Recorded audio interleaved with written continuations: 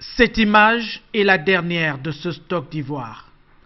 5 tonnes de défense d'éléphants et d'objets divers en ivoire, issus d'un trafic illicite que le chef de l'État en personne tient à réduire en cendres. Un message clair en direction des adeptes du braconnage en République gabonaise.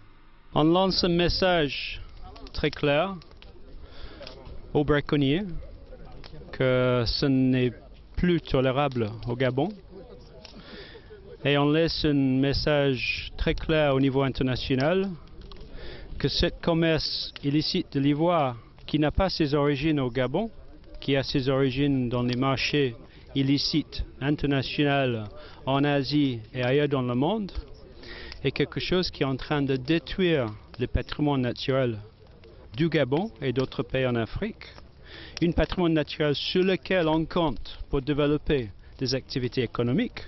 Membre de la Convention sur le commerce international des espèces de faune et de flore sauvages menacées d'extinction, le Gabon, depuis près de 2 décennies, a fait de la protection de la nature l'un de ses principaux combats pour le développement.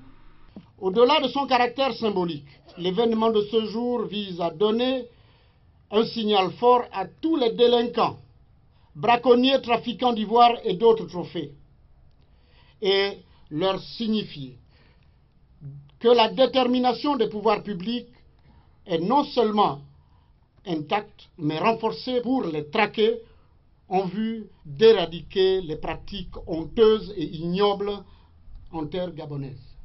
C'est indéniable, l'acte de ce jour constitue une forte valeur ajoutée au capital confiance et crédibilité auprès des bailleurs de fonds internationaux, principaux soutiens de l'Agence nationale des parcs nationaux du Gabon.